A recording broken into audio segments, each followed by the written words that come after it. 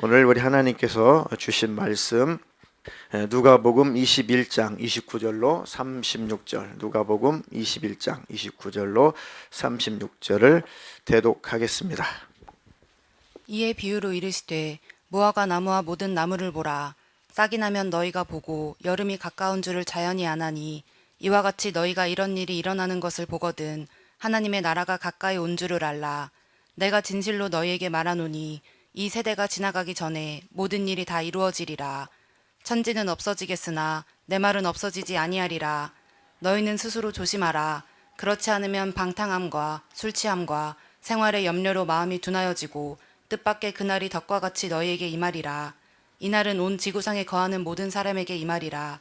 이러므로 너희는 장차 올 이 모든 일을 능히 피하고 인자 앞에 서도록 항상 기도하며 깨어있으라 하시니라. 아멘. 아멘. 오늘 대독해 주신 누가복음 21장 29절로 36절을 근거로 해서 지난 시간에 이어서 마음이 굳어지지 않게 하는 방법, 두 번째 시간입니다. 마음이 굳어지지 않게 하는 방법. 지난 금요일 설교 좀 기억나시나요? 우리의 마음이 굳어지는 이유가 지난 금요일 날은 크게 세 가지 알아봤습니다. 첫 번째는 우리의 마음이 굳어지는 이유는 마음을 방치할 때, 마음을 내버려 줄 때, 내 마음을 방치하고 내 마음을 내버려 두면 누군가가 내 마음을 지배하려고 한다. 세상이 지배하려고 하고, 영적으로는 원수가, 악한 영이 지배하려고 하고, 또는 잡념이 지배하려고 하고, 내 마음은 잘 간수해야 됩니다. 마음은 잘 지켜야 돼요. 주님을 향한 마음은 항상 우리가 내 마음을 잘 객관적으로 살펴보고 내 마음이 하나님께 집중되어 있는가, 내 마음의 시선이 하나님께 고정되어 있는가, 항상 내 마음을 살펴보고 내 마음에 하나님의 은혜로 채우고 하나님의 사랑으로 채우고 말씀으로 채우고 내 안에 하나님 나라 천국에 대한 소망으로 내 마음을 자꾸 채워야지. 내 마음을 방치하고 내버려 두면 원수가 씨를 뿌린다. 예수님 말씀하신 것처럼 밤새 원수가 씨를 뿌려요. 가라지를 뿌립니다. 가라지. 원수가 뿌린 씨는 가라지죠. 그래서 이 원수가 뿌려놓은 그 씨가, 이 가라지가 자라나게 되면 마음밭이 초토가 됩니다. 그리고 우리의 마음은 잘 지켜야 된다. 잠언서에 있는 말씀처럼 지킬 만한 것보다 더욱 내 마음을 지켜라. 생명의 근원이 이에서 남이니라. 우리는 마음을 잘 지켜서 하나님 나라 천국에도 들어가는 것이고, 마음을 뺏기면 그 나라에도 못 들어가는 것이니까 끝까지 주님을 향한 마음을, 믿음을 잘 지키시기를 축복합니다. 그리고 우리가 마음이 또 둔탁해지고 무디어지고 완고해지는 이유는 두 번째가 방탕함에 나를 내버려 둘 때, 방탕한 삶을 살도록 내 자신을 던져줄 때, 죄에 나를 던져줄 때, 그리고 생활의 염려, 그 생활의 염려가 지배하다 보면은 주님을 향할 마음이 그 염려에 집중되고 또 세상 걱정에 집중이 되다 보니 마음이 둔탁해진다. 마음이 무뎌진다. 하나님의 그 은혜와 하나님의 그 사랑이 힘해진다고 그랬습니다. 너희 염려를 누구에게 맡겨라? 주께 맡겨라. 우리가 해야 될 일들은 성심을 다해서 성실하게 열심히 해야 됩니다.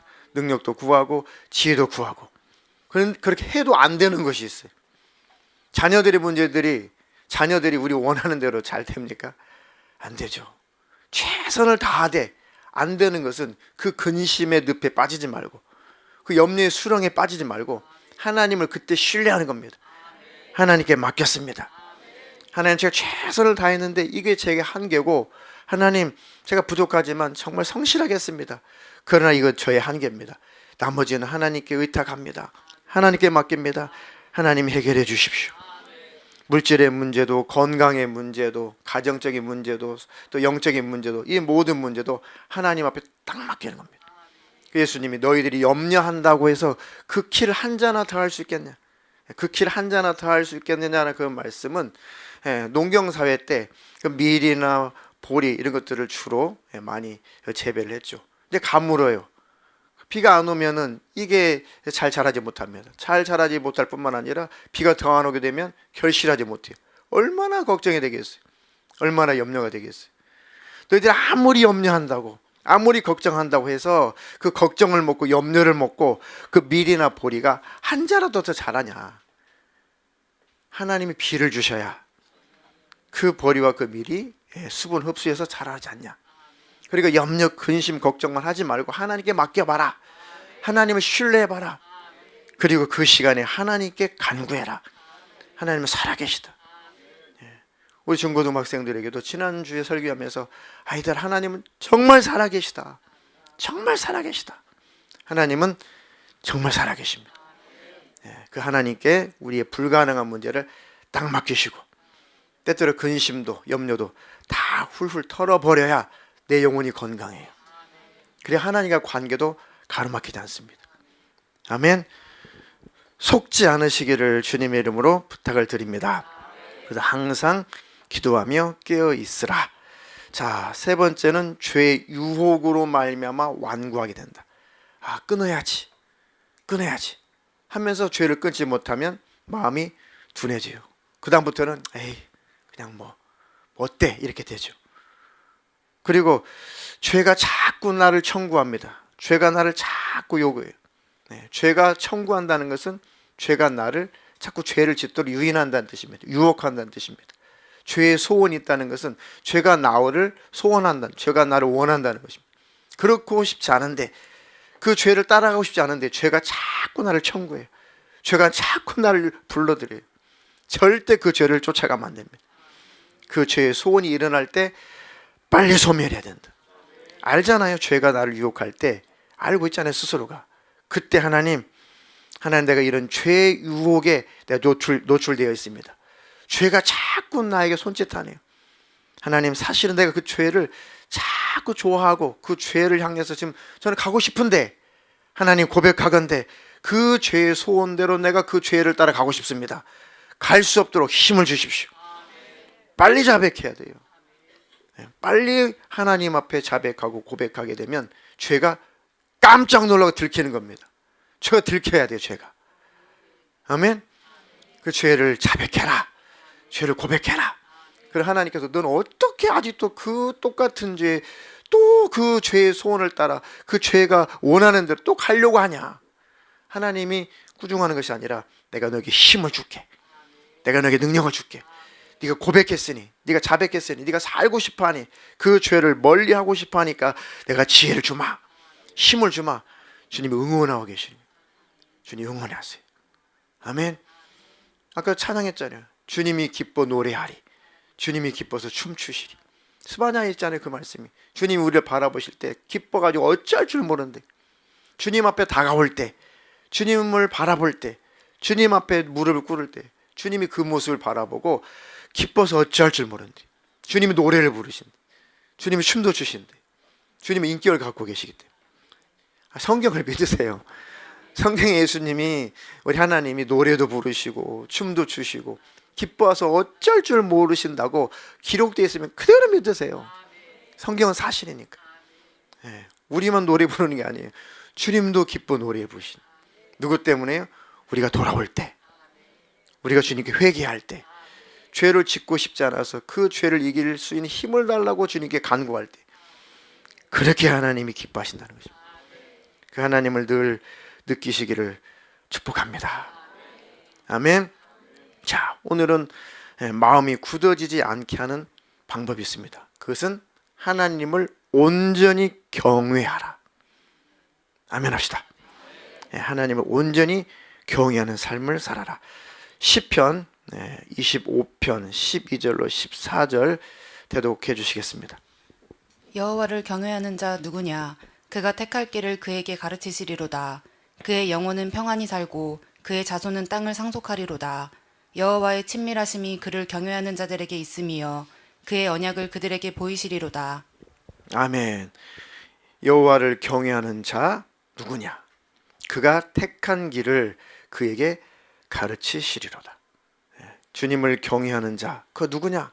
그렇게 경외하는 자가 있다면 그가 원하는 그 길을 주님께서 잘 가르쳐 주실 것이다. 주님이 그 길을 영원히 인도하실 것이다. 다시 한번 주님이 책임지신다는 뜻입니다. 아멘. 자, 그의 영혼은 평안히 살 것이고 여호와를 경외하는 자는 그 영혼이 평안히 살 것이고, 영혼이 평안히 살 것이고. 예수님께서 어리석은 부자에게 뭐라고 말씀하셨어요? 어리석은 부자가, 큰 부자가 있는데 그 해에 농사를 잘 했습니다. 그리고 많은 곡식들을 잘 수확하게 됐어요. 야, 이 엄청난 이 재산을 어디에다가 이것을 잘 저장해 둘까? 지금 가지고 있는 창고가 너무너무 이거는 감당할 수 없다. 그러니까 이렇게 해야겠다. 이 창고를 다 헐어버리고 큰 창고들을 만들어서 이 모든 수확물을, 이 모든 곡식을 다 내 재산을 잘 저장해 둬야겠다. 그렇게 결심하고 나서 다 그렇게 실행했습니다. 그리고 그 많은 재산을 쌓아놓고 그 많은 곡식을 다 쌓아놓고 그 배다가 배를 두들기면서 이렇게 기뻐했어요. 뭐라고 기뻐했습니까? 내 영혼아, 여러 해 쓸 물건들을 다 이렇게 준비했으니까 이제 내 영혼아 편안히 살자.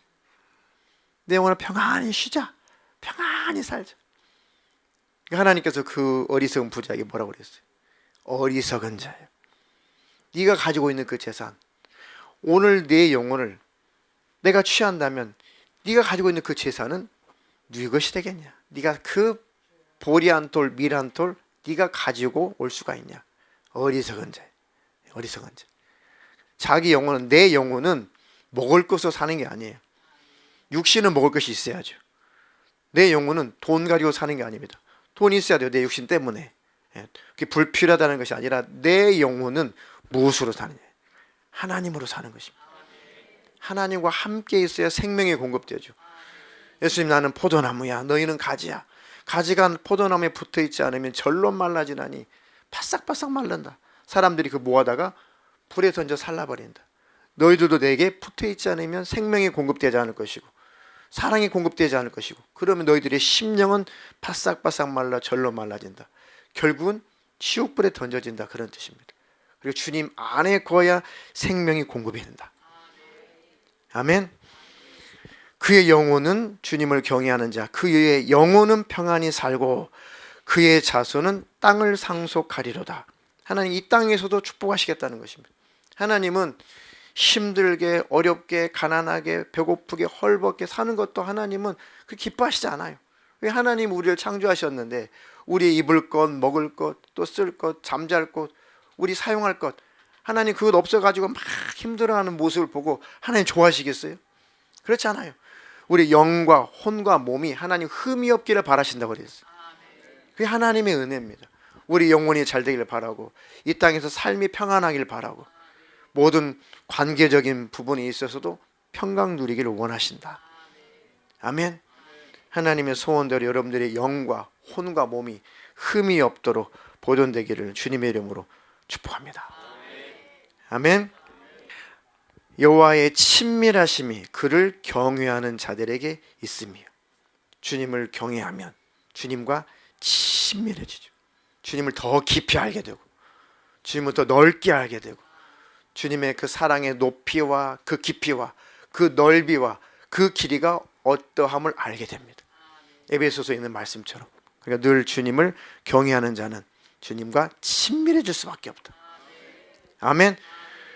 그럼 언제 주님 오실지라도 걱정할 것이 하나도 없죠. 우리가 언제 세상 떠날지라도 걱정할 것 하나도 없습니다. 네. 어떤 분은 진짜 밤새 안녕하시는 분도 계세요. 젊으시든 젊지 않으시든 연세가 있든 어리든 우리의 생명 목숨은 내게 아니에요. 언제 밤새 안녕할지 우리는 아무도 모릅니다. 우리가 내일도 있겠거니 하고 신념을 가지고 살아서 그렇지 사실은 내일을 우리가 모르잖아요. 근데 아무런 걱정이 없는 것은 예수 안에 있는 자는, 하나님을 경외하며 사는 자는 아무 문제 없어요. 예수를 믿고, 기독교인들이 예수를 믿고 거듭난 다음에 성령 받은 다음에 첫 번째 해결된 게 뭡니까? 죽음이 해결된 겁니다. 세상 사람은 죽음 앞에 부들부들 떨어요. 덜덜덜 떨죠. 죽음 앞에 아무리 자기가 나는 뭐 이런 걸 가졌고 저런 걸 가졌고 내 위치는 어떻고 굉장히 의기양양한 것 같아도요, 죽음 앞에는 부들부들 떱니다. 왜요? 자기의 영혼이 알기 때문에. 사람은 영적인 존재입니다. 영적인 존재이기 때문에 영적인 감각이 있어요. 그러니까 죽음 앞에 죽음이 준비되지 않는 사람, 사후의 세계가 준비되지 않는 사람은 그 영이 떨어요. 부들부들부들. 저 임종을 많이 봤거든요. 천국을 소망하시는 분들은 평안해요. 교회를 다녔어도 천국을 소망할 수 있는 그 믿음이 없으면 부들부들부들부들 얼굴이 굉장히 긴장되어 있어요. 굉장히 긴장되어 있어요. 그 예수님을 우리 주님 항상 경외하는 자는 주님과 친밀하게 살 수 있다. 죽음 같은 것은 공포의 대상이 아니에요. 와, 저는 고등학교 때 예수님 만난 다음에 그렇게 혹독하게 고민했던 인생의 그 문제가 해결됐어요. 죽음의 문제가 해결됐어요. 저는 예수 믿기 전에도 얼마나 죽음에 대한 공포에 떨었는지 몰라요. 저는 신기하게도 이 취학하기 전에 이 학교 초등학교를 들어가기도 전에 뭐 저희 때는 국민학교였죠. 국민학교 들어가기도 전에 우리 집안이 뭐 이렇게 대대로 우상 숭배하고 뭐 그런 조상 숭배하고 뭐 그런 집안이어서 그런지 몰라도 이 어둠이 굉장히 강했습니다. 나중에 알고 봤더니 그 어둠의 영에 우리 집안이 지배당한 거예요. 그러니까 굉장히 어릴 때부터 우울했어요. 굉장히 우울했습니다. 왜 살아야 되지? 또 어떻게 살지? 신기해. 어릴 때부터 아마 소아우울증이, 지금 생각해 보니까 의학적으로 약간의 소아우울증이 있었던 것 같아요. 왜 살지? 학교 들어가기 전에도 그랬어요. 그러다 결국은 죽게 되지. 그도 그럴 것이, 제가 그렇게 나를 아끼고 종갓집 종손이다 보니까 그렇게 아끼고 사랑해 주셨던 할아버지가 딱 돌아가신 다음에 아마 그때 이후였던 것 같아요. 사람은 죽는구나. 어린 나이에 죽음이라는 것을 그때 깊이 생각해요. 할아버지가 시골 5일장에 장날 나가시면은 저 주시려고 그 알사탕 있잖아요. 알사탕을 이렇게 꼬깃꼬깃 이렇게 신문지 같은 데 쌓아가지고 호주머니에다 넣어가지고 다른 사람 안 줘요. 우리 사남매인데 다른 사람 안 주고 제가 큰 놈이라고, 큰 놈. 저 동구밭에서부터 술을 거나하게 취하셔가지고 성우야 가지고 사탕을 주시고, 예, 우리 할머니는 말할 것도 없고, 우리 할머니 저를 끼고 살았어요. 예, 우리 사남매인데요. 예, 큰 누님, 둘째 누님, 저 남동생 4명이 연년생이에요. 연년생. 예, 우리 사남매는 한 달 안에 생일이 다 들어있어요. 겨울마다 엄마가 아기를 낳아. 매년. 대단하신 분들이야. 제가 젖을 떼기도 전에, 예, 엄마가 얘를 가져, 동생을 가져, 막내를 가진 거죠. 제가 셋째니까. 그러니 얼마나 그 품에서 사랑을 받으며 살았겠어요. 그런데 그 중에 한 분이 돌아가시니까 제가 나중에 기억해 보니까 죽는구나. 어린아이가 죽는구나. 안 보이는구나. 존재하지 않는구나라는 그런 개념을 가지면서, 그럼 나도 존재하지 않겠네? 나를 알아주지 않겠네? 나를 보는 사람이 없겠네? 나 이 땅에서 없네? 그 생각이 미치니까 그때 뭐가 들어왔는지 부들부들 떨렸어. 그리고 때는 죽음을 사색을 하게 되면은 막 울었어요. 어린 것이 막 울었어요.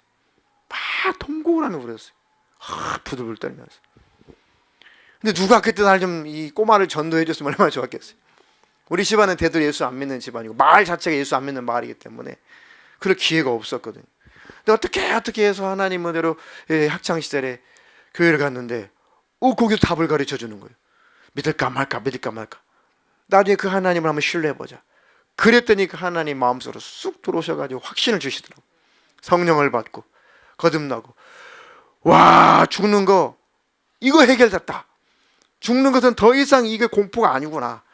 죽으면 천국이 있구나. 죽음은 천국, 영생, 영원한 안식처로 들어가는 그 관문일 뿐이지 죽음은 전혀 공포의 대상이 아니구나. 얼마나 그때 뛸 듯이 기뻐했던지. 인생의 최고의 큰 문제가 해결됐다. 그때 하여튼 그 시를 막 썼어요. 지금도 그 시가 생각납니다. 왜 사람은 태어날 때는 막 축하하고 축복하면서 왜 임종 때는 축하하지 않을까라는 그런 시를 썼어요. 그게 굉장히 의문이었거든요, 인생에. 그런데 이제 우리 주님 안에 들어오니까 태어남을 축복하는 것도 이제 임종을 축복하겠습니다. 제 자신에 대해서 임종도 축복하겠습니다. 임종하는 내 자신을 이제는 축하할 수 있게 되었습니다. 아멘. 여러분, 여러분의 임종을 축하할 수 있어야 돼요. 그 임종을 축복할 수 있어야 됩니다. 그게 생명이에요. 그 예수 믿는 사람들의 최고의 능력입니다. 세상은 알 수 없어요. 세상 사람들은 흉내낼 수도 없고 느낌도 몰라요. 예수 믿고 성령 받고 거듭난 자만 알게 됩니다. 아멘. 그 하나님으로 사시기를 주님의 이름으로 축원합니다. 축원합니다. 여호와의 친밀하심이 그를 경외하는 자들에게 있으며 그의 언약을 그들에게 보이시리로다. 자, 경외하다라고 하는 뜻은 그 경자가 이제 공경하다는 뜻이죠. 공경하다, 공경하다. 공경하다라는 것은 귀하게 여기다. 그다음에 때로는 그 말에 순복하다. 때로는 섬기다. 그런 의미가 다 들었습니다. 사랑하다라는 의미가 강하죠. 공경하다, 존귀 여기다. 자, 그럼 경외할 때 외자는 뭘까요? 두려울 외자입니다. 두려울 외자. 두려워하다. 그러니까 싫어서, 공포스러워서가 아니라 너무 존경하니까 두렵다 그런 뜻입니다. 너무 거룩하니까, 너무 깨끗하니까 멀어질까 두렵다. 너무 좋은 분이니까 그분과 멀어질까 내가 두렵다. 그분이 나를 외면할까 두렵다. 그런 의미도 포함되어 있습니다. 그게 경외하다는 뜻입니다. 주님 너무 감사합니다. 주님 너무 사랑합니다. 그 사랑을 받아보니 너무 감사합니다. 그 은혜를 경험해보니 너무 감사합니다. 내가 주님의 은혜와 주님의 사랑을 받은 자로서 주님을 경외하겠습니다. 주님을 사랑하겠습니다. 주님을 공경하겠습니다. 그 주님과 멀어질까봐 제가 경계하며 두려워하겠습니다. 주님이 싫어하는 짓을 내가 할까봐 내가 두려워하겠습니다. 주님 자체가 공포 대상이라는 게 아니라 그 두 가지가 주님을 경외하는 것입니다. 미국의 어떤 유명한 목사님께서 열심히 목회를 하셨는데 그야말로 교회가 큰 교회가 됐습니다. 그리고 너무너무 설교가 은혜가 됐어요. 많은 사람들이 그 설교 들으려고 많이 운집을 했어요. 시간이 조금 흘렀습니다. 근데 문제는 뭐냐? 그 목사님이 어떤 큰 잘못이 들통이 났어요. 알고 봤더니 이 성적인 추행의 문제가 여러 건이 있었어요. 두 번째는 그 손을 대지 말아야 될 그 돈에 손을 댔어요. 이 두 가지가 횡령이죠. 제일 크게 걸렸어요. 그래가지고 결국은 이제 교도소에 들어갔습니다. 실형을 살게 됐어요. 그 너무 사람들이 많은 충격을 받았어요. 야, 그렇게 충만한 교회고 기도하는 교회고 은혜스러운 교회고 너무너무 설교가 은혜스러운 교회고 전혀 그렇게 보이지 않는 분이 어떻게 그럴 수가 있는가? 많은 사람들이 의아하게 생각했고 많은 사람들이 아닐 것이다 라고 믿고 싶지 않았어요. 근데 증거가 있다 보니까 교도소에 들어갔습니다. 그분도 그걸 시인했고 그 선배 목사님이 너무너무 가슴이 아파가지고 너무너무 기가 막혀가지고 이거 뭔가 오해가 있었던 것이 아닐까. 혹시 뒤집어 쓰고 이 후배가 뒤집어 쓰고 이 교도소에 들어간 건 혹시 아닐까. 면회를 요청했습니다. 면회하면서 이거 어쩐 일이냐. 목사님 정말 그거 사실입니까? 그분이 다 사실이다.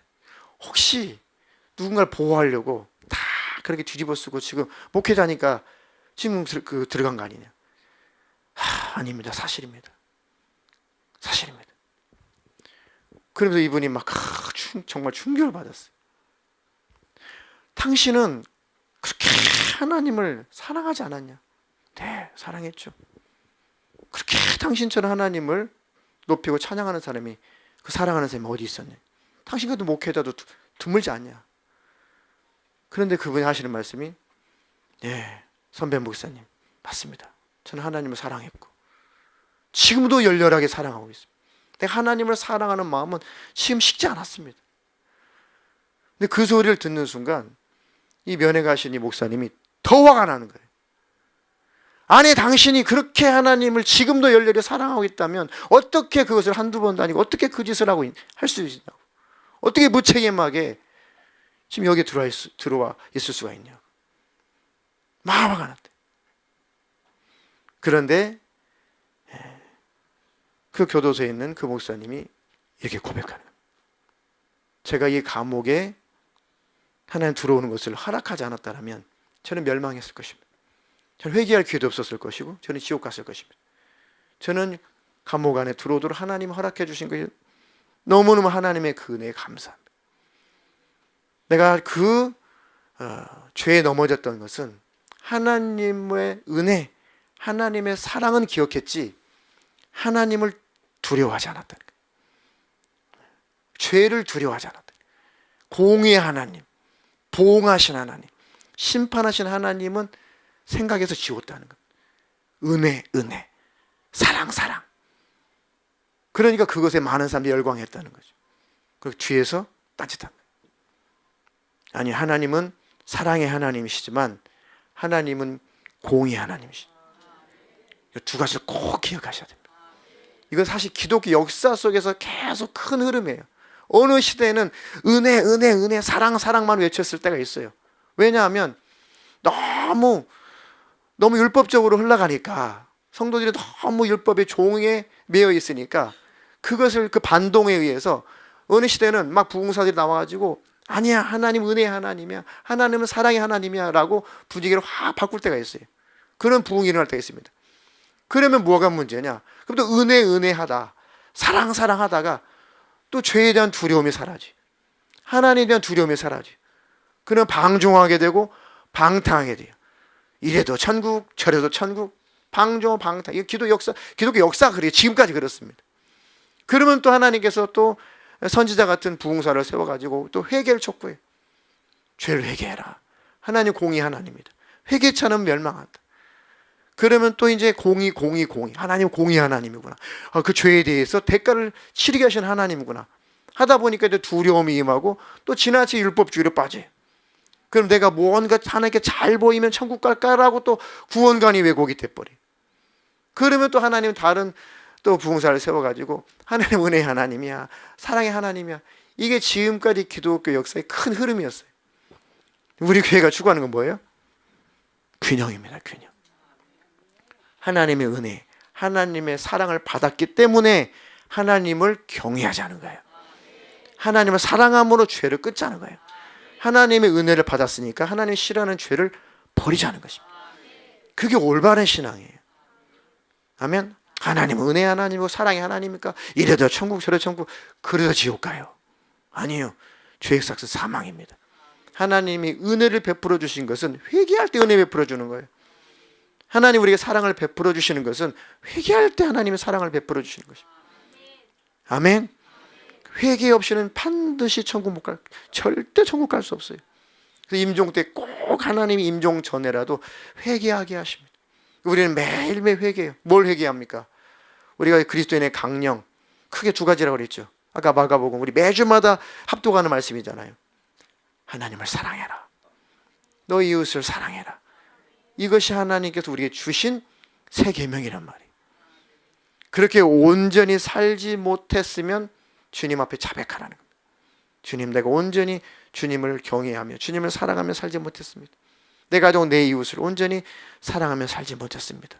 이런 부끄러운 나를, 이기적인 나를 주님 흘리신 보혈로 씻어 주십시오. 주님의 피값으로 날 용서해 주십시오. 이게 회개라니까요. 그 주님이 싫어하는 죄를 이제 다 버렸습니다. 주님 나를 받아주십시오. 이렇게 다 씻고 매일매일 마감하셔야 돼요. 항상 그 안에 있어야 됩니다. 그럼 언제 주님 오셔도 상관없어요. 그들은 천국이에요. 언제 임종이 찾아와도 상관없어요. 회개하는 삶을 사는 사람은 반드시 천국에 들어가게 합니다. 아멘. 그 하나님을 신뢰하시기를 주님의 이름으로 축복합니다. 그 목사님, 나는 하나님을 사랑했지만 두려워하지 않았습니다. 그러면서 그 면회 가신 분이 그분마저도 크게 충격받았어요. 그거구나. 나도 그런 부분이 있는데 그거구나. 내가 하나님께서 이 목사님을 면회하게 하신 이유, 나도 살게 해주시려고, 나도 곁길로 가지 않게 하시려고 하나님이 면회하게 하셨구나. 이 목회자의 또 그럴지언, 목회자들도 그런데 성도 여러분들 심각하게 들으세요. 하나님은 사랑의 하나님 맞아요. 그런데 공의 하나님이십니다. 그러니까 우리를 또 사랑하시기 때문에 공의 하나님이 죄를 범하고 돌이키지 않고 점점 무뎌지니까, 죄로 마음이 강팍해지고 죄로 말미암아 하나님 관계가 끊어지고, 근데 영영 멀어지면 어디 가요? 지옥에 떨어지니까 하나님께서 채찍질 하시는 겁니다. 사랑하는 자를 채찍질 하신다, 사랑하는 자를 징계하신다고 기록되어 있죠. 그는 하나님 미움이 아니야. 그게 하나님의 사랑의 방법. 그 목사님을 하나님께서 들춰내가지고 그 교도소에 보내지 않았다면 회개하지 않았을 거예요. 하나님은 사랑하다 지옥 갔을 겁니다. 그런데 하나님이 기회를 주신 거예요. 그분은 거기에서 또 하나님께 감격하신 거예요. 하나님 감사합니다. 아멘. 그것이 바로 하나님의 사랑이고 또 하나님의 공의예요. 아멘. 그러니 그 하나님을 온전히 경외하시기를 축복합니다. 예. 아침 안개가 눈앞을 가리듯이, 예.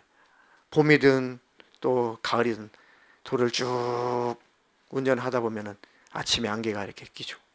저 서해안 같은 경우에는 안개가 끼기 시작하면은 얼른 속도를 줄여야 됩니다.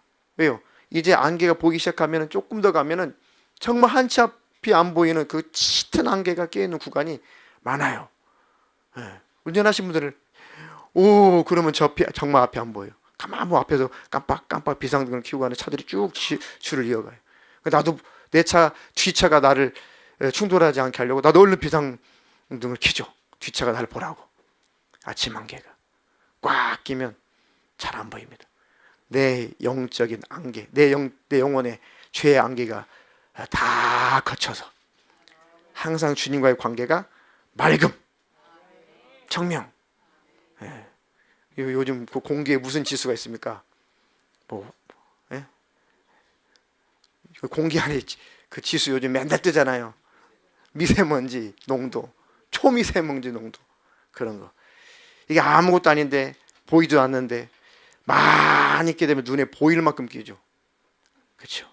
그거 하나님 내 영적으로 내 영혼에서 그 죄의 때가 안개가 다 거치게 해주시고 하나님과 친밀한 자가 되게 해주십시오.